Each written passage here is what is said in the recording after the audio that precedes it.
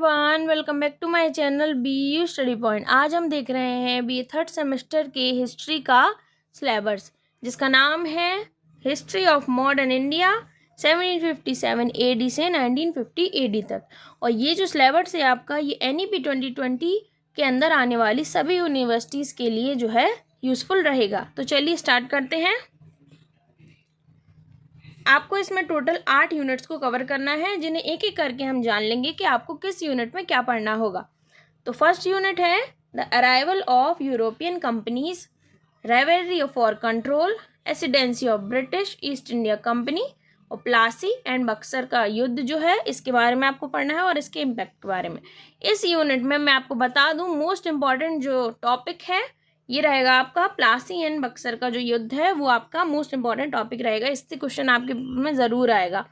या तो ये पूछेंगे कि इन दोनों का इम्पैक्ट क्या रहा, या फिर ये पूछेंगे कि आप प्लासी का युद्ध जो है उसको एक्सप्लेन कर दीजिए, या फिर बक्सर का जो युद्ध है उसे एक्सप्लेन कर दीजिए। शॉर्ट में भी आ सकता है, लॉन्ग में भी। तो आप इन पे ज़रूर ध्यान दीजिएगा कि आपको प्लासी और बक्सर के बारे में ज़रूर पढ़ के जाना है। और ये जो युद्ध हैं ये एक दूसरे से कनेक्टेड भी हैं, तो इनको साथ में लेकर भी जो है क्वेश्चन आपसे पूछा जा सकता है। तो प्लीज़ इन पे ज़रूर ध्यान के देकर जाइएगा, कि ध्यान से पढ़कर जाइएगा। नेक्स्ट यूनिट है territorial expansion of East India company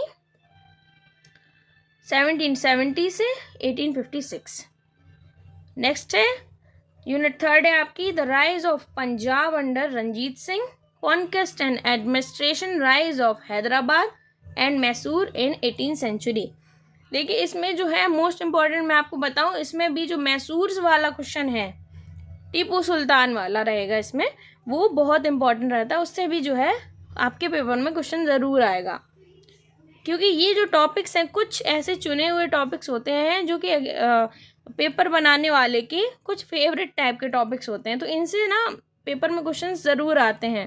तो इसलिए आप इनका ध्यान दीजिएगा कि प्लासी और बक्सर का युद्ध और मैसूर वाला जो है, जिसमें टीपू सुल्तान के बारे में बात होती है, उसकी भी जो है आप अच्छे से पढ़ के जाइएगा।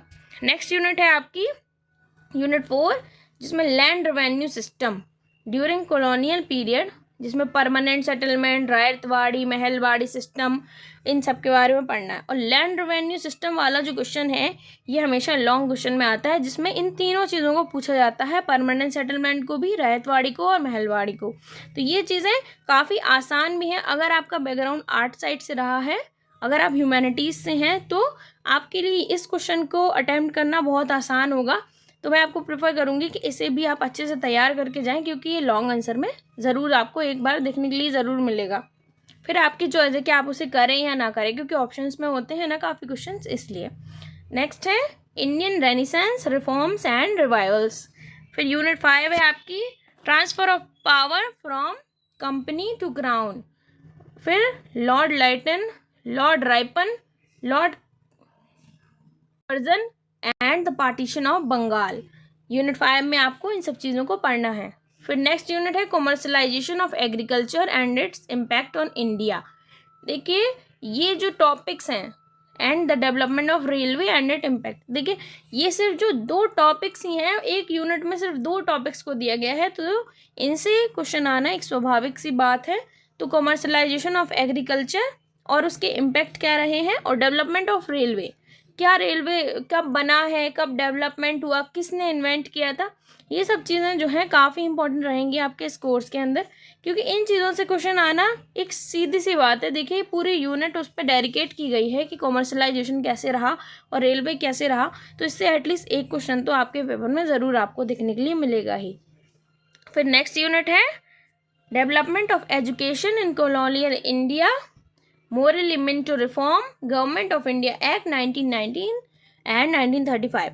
और देखिए इसमें जो मोस्ट इंपॉर्टेंट इस यूनिट का क्वेश्चन रहेगा वो है आपका गवर्नमेंट ऑफ इंडिया एक्ट, जो 1990 और 1935 वाला जो एक्ट है, इससे आपसे ज़रूर क्वेश्चन पूछा जाएगा। हो सकता है शॉर्ट में पूछा जाए, हो सकता है लॉन्ग में भी पूछा जा सके, लेकिन मैं आपको बताऊँ इसमें जो शॉर्ट क्वेश्चन है वो पूछा जाता है, जिसमें गवर्नमेंट ऑफ इंडिया एक्ट को एक्सप्लेन करना होता है। और ज़्यादातर जो इसमें पूछा जाएगा आपसे वो 1935 वाला पूछा जाएगा, क्योंकि वो ज़्यादा इंपॉर्टेंस जो है रखता है। इसीलिए इस यूनिट में भी आपका ये वाला क्वेश्चन काफ़ी इंपॉर्टेंट रहेगा और ये आपको देखने को मिलेगा आपके पेपर में। और लास्ट यूनिट है आपकी rise and development of communalism in India and mergence of princely state after independence and rule of Sardar Vallabhbhai Patel. देखिए इस यूनिट का जो मोस्ट इंपॉर्टेंट क्वेश्चन रहेगा वो आपके लिए रहेगा मर्जेंस ऑफ प्रिंसली स्टेट्स।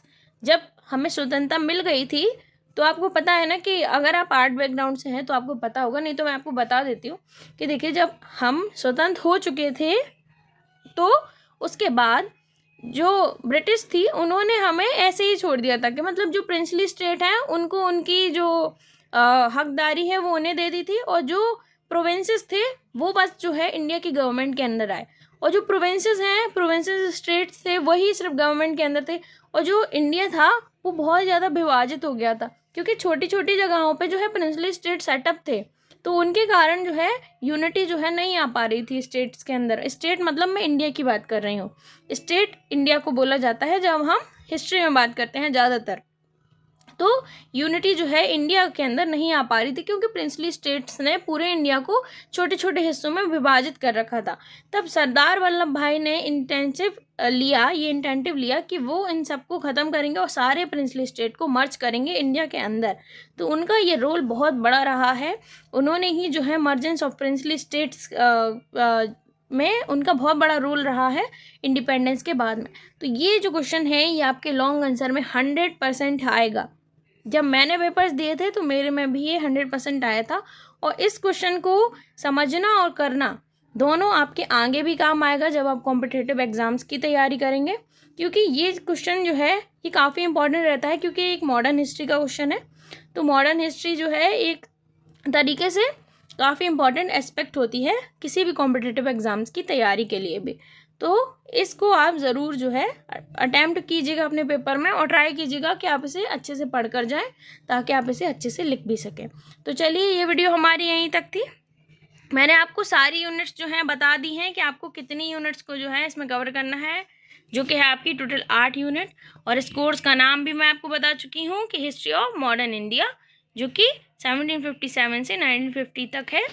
मतलब हमारे इंडिपेंडेंस के बाद तक की हिस्ट्री भी जो है इसमें कवर की गई है, कि जो कि हमें लास्ट यूनिट में भी देखने को मिला कि आफ्टर इंडिपेंडेंस कैसे जो है सरदार वल्लभ भाई पटेल ने सारी जो प्रिंसली स्टेट है उन्हें मर्ज किया इंडिया के अंदर। तो चलिए ये वीडियो हमारी यहीं तक थी। अगर आपको वीडियो पसंद आई हो तो please like share and subscribe ज़रूर कीजिएगा हमारे चैनल को। और अगर आपको किसी और सब्जेक्ट का भी सिलेबस जानना है बीए के अंदर तो आप मुझे कमेंट सेक्शन में ज़रूर बताइएगा। मैं कोशिश करूँगी कि मैं उसे को भी जो है अपलोड कर सकूँ। तो ये वीडियो यहीं तक थी। चलिए मिलते हैं नेक्स्ट वीडियो में। Thank you for watching.